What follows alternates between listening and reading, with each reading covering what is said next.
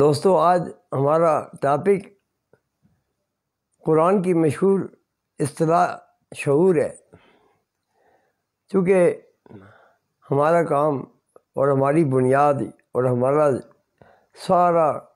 Source of علم اور source of knowledge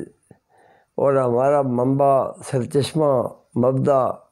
اور منتہا صرف قرآن حکیم ہے۔ اور کائنات میں جتنے حقائق ہیں اور کائنات کی جتنی صداقتیں ہیں، ان کے بارے میں سب سے عظیم شہادت قرآن حکیم کی شہادت ہے، اور ان صداقتوں کی تفصیلات ساری قرآن حکیم کے اندر ہے۔ اس لیے اور قرآن کی جو بنیادی اصطلاحات ہیں، جس طرح قرآن کی مشہور اصطلاح ہے شعور، جو پہلے سپارے میں اور پہلے سپارے کے دوسرے رکوع میں ہی مذکور ہے کہ الا انہم هم المفسدون ولکن لا یشعرون،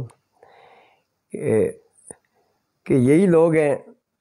یہ جو منافقین مدینہ ہیں اور وہ تمام لوگ جو منافقانہ خصلتوں کے کسی بھی زمانے میں حامل ہیں، اور ان مذموم اخلاقیات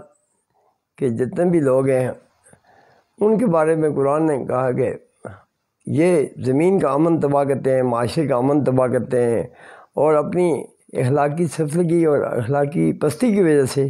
ان کے رویوں کی وجہ سے معاشرے میں رحمت، وسعت،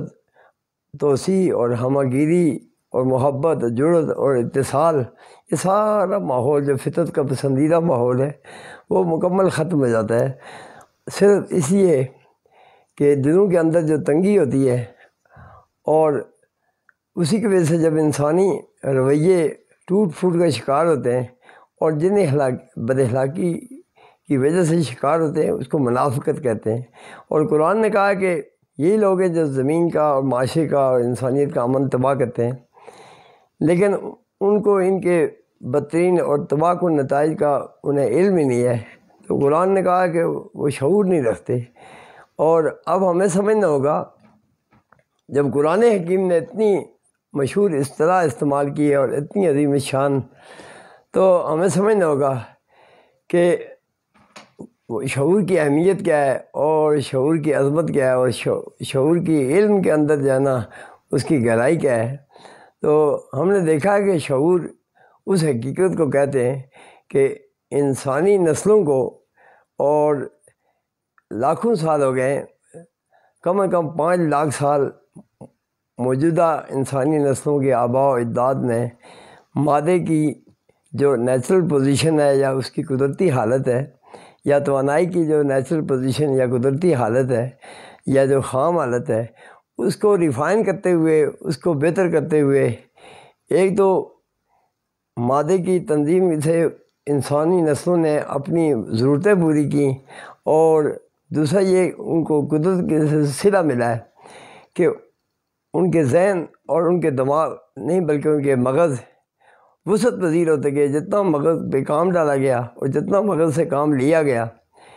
انسانی مغز کی حجم میں اتنی بڑھوتری آتی گئی، اور انسانی مغز کی فنکشن میں بھی اتنی بہتری آتی گئی،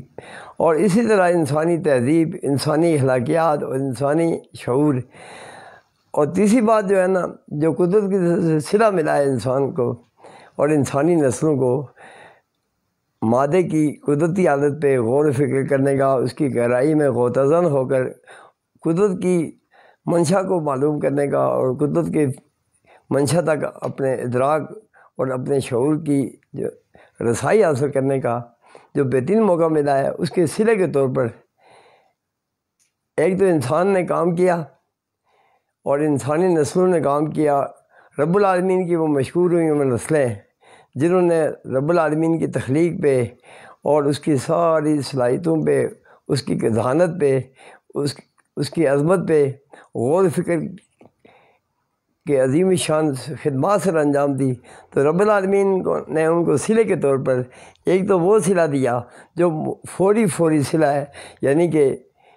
اپنی تمام ساختیات، اپنی تمام پروڈکٹس اور اپنی تمام اس کی محنت کی جو ہے حاصل وصول جو ہے وہ مادی تنظیم کی صورت میں یا اشیاء کی صورت میں یا پروڈکٹ کی صورت میں اس کو مل گیا جس نے اس کی ضرورتیں پوری کی، چاہے وہ جسمانی ضرورتیں ہوں یا معاشی ضرورتیں ہوں یا اقتصادی ضرورتیں ہوں یا اخلاقی جو اس کا ڈھانچہ استوار ہوا ہے، وہ بھی انہی پر انحصار ہے کہ انسان نے کتنی محنت کی ہے اور کتنی ذہانت استعمال کی ہے۔ تو دوسرا جو بہت عظیم شان صلہ ہے جو انسانی نسلوں کو مکمل قدرت کی طرف سے ملتا رہا، وہ ہے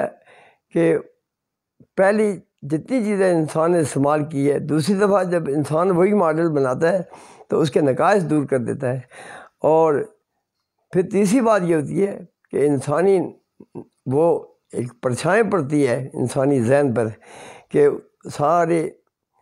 جو تصورات ہیں انسانی ذہن کے وہ وسعت پذیر ہو جاتے ہیں، تو وہ اس کی ماضی کی یادیں، اس کی میموری بہتر ہو جاتی ہے، اور اس کے اس طرح جتنے نتائج اس کو ابو آف دا مٹیریل جو اس کو صلہ ملا ہے اس کو شعور کہتے ہیں، اور جو مادی صلہ اس کو ملا ہے، مٹیریلسٹک جو صلہ ملا ہے، وہ اس کی پروڈکٹ ہیں، اس کی مصنوعات ہیں، اس کی تخلیقات ہیں، اس کی ایجادات ہیں، اس کی اختراعات ہیں۔ اور جتنا اخلاقی طور پر قدرت نے اس کو صلوں سے مال و مال کیا ہے، اس کی اور اس کے بعد اس کی جو عطا ہے وہ دین ہے قدرت کی،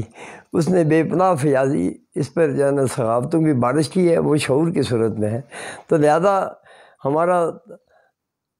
ساختیات کے نتیجے میں، مادی تنظیم کے نتیجے میں، مادی محنت کے نتیجے میں اور ذہانت کے استعمال کے نتیجے میں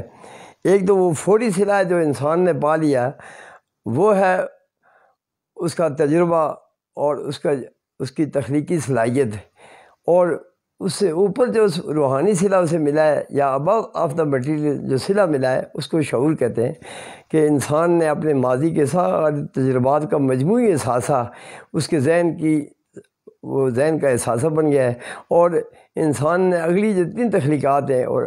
آئندہ بھی جو تخلیقات ہوں گی وہ انسانی شعور اپنے مجموعی کائناتی احساسے کو جمع کر کے وہ چیزیں بہترین ان کی کوالٹی بہتر کرے گا۔ جس چیز نے انسان کی ساختیات کی کوالٹی بہتر کی ہے، اس کی ذہانت کی کوالٹی بہتر کی ہے، اور اس کی اخلاقیات کی کوالٹی، اس کی تہذیب اور تمدن کی کوالٹی بہتر کی ہے، اس کو شعور کہتے ہیں۔